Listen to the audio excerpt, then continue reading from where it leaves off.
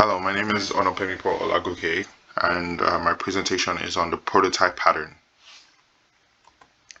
So in the landscape of software design, the prototype pattern emerges as a core principle, which is predicated on the concept of cloning.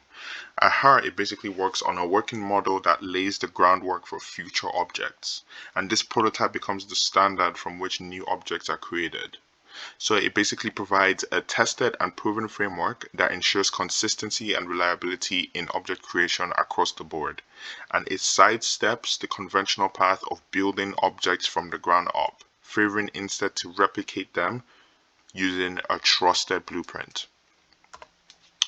The true power of the prototype pattern unfolds when it's used to instantiate new objects that mirror the prototype in functionality while possessing their own unique identity.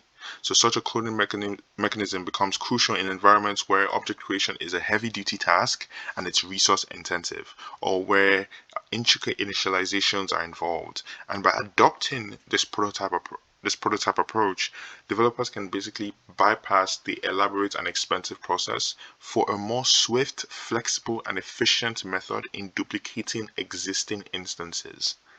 This not only conserves valuable resources, but it also streamlines the process, making it easier to use and enabling the developer to focus on innovation rather than reinvention.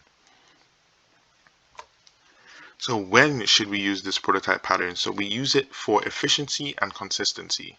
So the prototype pattern not only saves time, but also maintains the system performance and object integrity.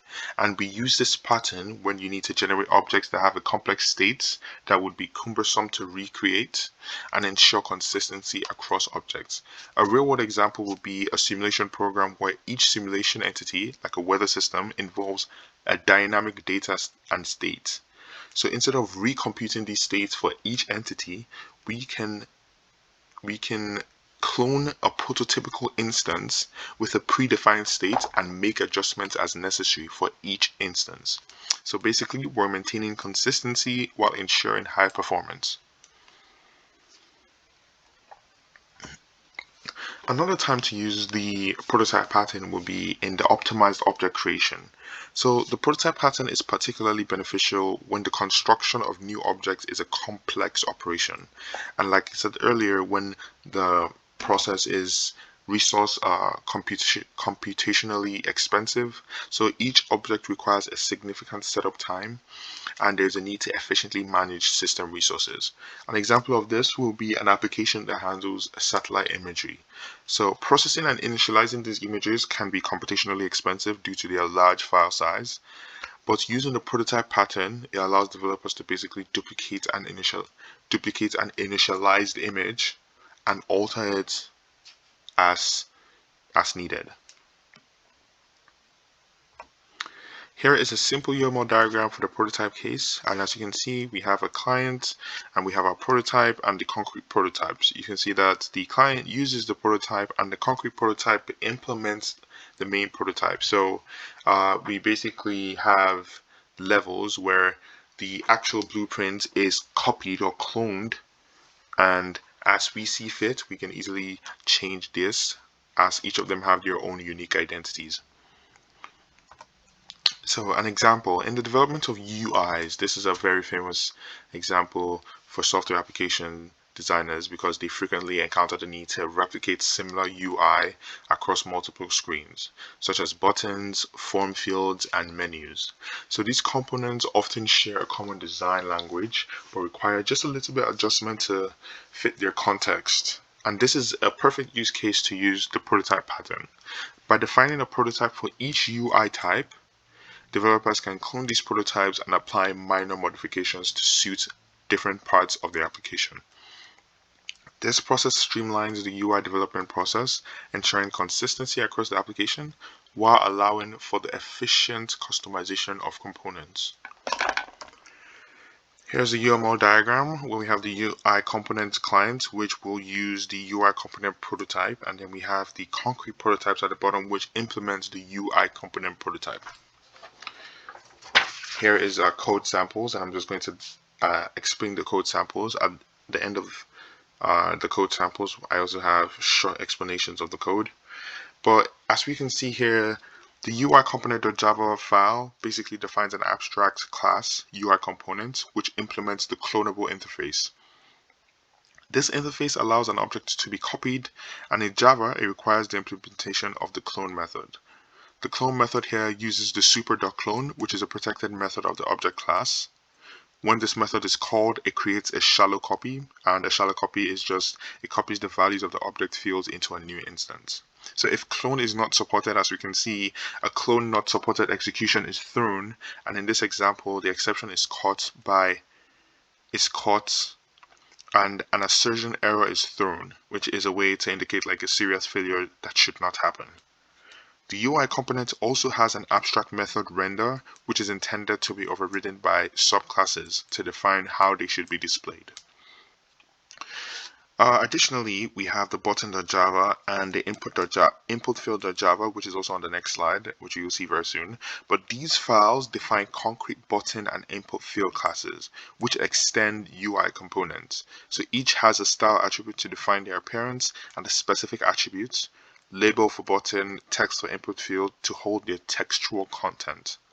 Both classes provide constructors to initialize these attributes and set label or set text methods to change their values.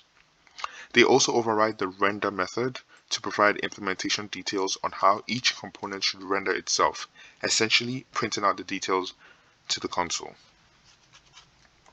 As you can see here, we can see the input field.java, and below it we can also see the menu.java, where this class represents a menu component with multiple items. It also extends the UI component and overrides the render method to display its content. Uniquely though, what's different about this is it uses items.clone in the constructor, which is a method to create a deep copy of the items in the array, ensuring that the menu has its own separate, each menu has its own separate copy of the items. Finally, we have the main.java, which this is the driver class with the main method where the prototype pattern is utilized. Instances of button, input field, and menu are created as prototype objects, and these prototypes are then cloned to create new objects. For example, the button prototype is cloned to create a new button object, submit button, and its label is set to submit. After cloning and setting the properties of the cloned objects, their render methods are called to display them. So basically, as we've just seen here, the prototype pattern in these code snippets was used to avoid the overhead of creating new objects from the ground up. And as you can see, it's way more convenient and it provides flexibility. And this pattern is particularly useful when the construction of new object is more expensive than an existing one. So this is the code solution, and as you can see from my explanation, it says the submit and the style, rendering the button, etc.